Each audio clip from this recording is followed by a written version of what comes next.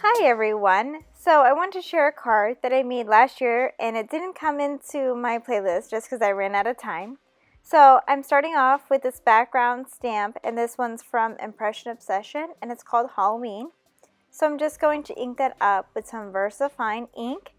And then because I didn't have a stamp block big enough, I went ahead and used my plates from my Cuttlebug and I stamped that out. And for a crisper image, if you have like a mouse pad, just put that underneath your image and then stamp, and that way you get a perfect stamp every single time. Now I'm using some clear embossing powder and I'm just going to work that all over my image and make sure that I get a full even coverage.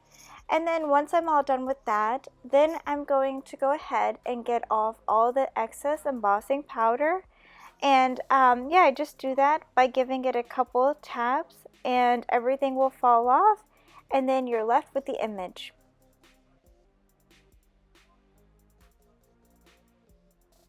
Now I'm going to take my heat tool, and this one I've had for 9 years. It worked amazing. I bought it from Michael's for like $12.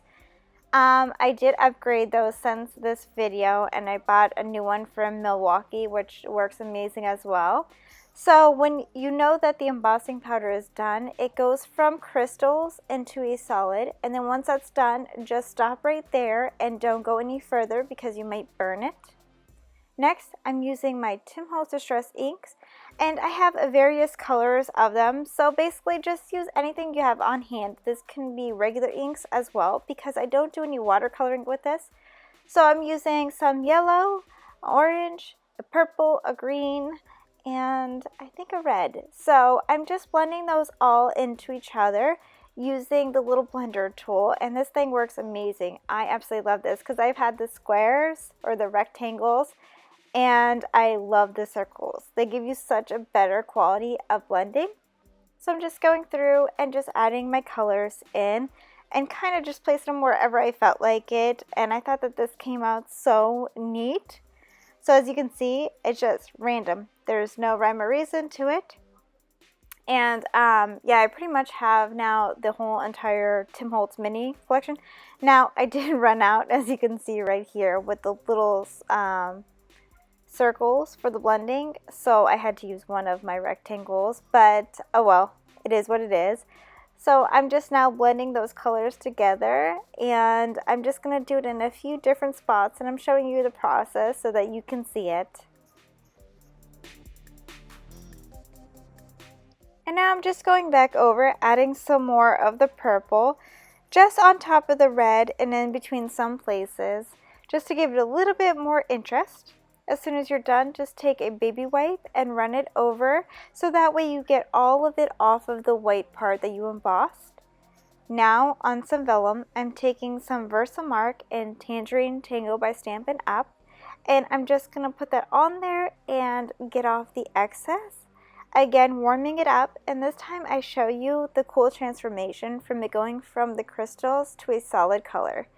And then as soon as that's done, yeah, just 100% stop at that point. Okay, so now I'm going to use my piercing tool, and I'm going to make 4 holes, just making sure that I lined it up where I wanted it to go. And the reason is because vellum is so finicky that you really cannot just put adhesive on the back of it. You kind of have to find unique ways to pin it down.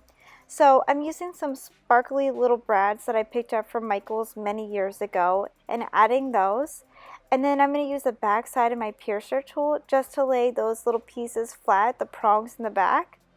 And sometimes they stick together, so you just got to be patient. But I went ahead and I'm doing all 4 of them. Next, I'm taking some of this Baker twine that I picked up last year, and I'm just finding out what color I want. Once I selected that, I'm just going to go ahead and use some Scotch tape to tape it down so that way it stays in place. And then I'm going to find out where I want it to go. As soon as I figure that out, Baker's twine doesn't really want to just lay where you want it to go. So in order to accomplish where having a direct line is, you just cut a little slit into the sides of your paper, making sure you line them up.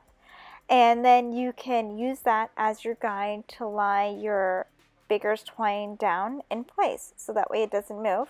So I wrap it around 3 times, and as you see, it's stuck on the board. So wrap that around, and then once I'm done, I'm going to use the baker's twine again on the back of my card just to keep it in place. Now I decided I want to put a pumpkin and a bow on the front of my card, so I tied that off camera just because it's so much harder to do it on camera. And I used my heart glue just to adhere everything down on that. Now I'm placing everything down to the front of the card, and that's how easy it was.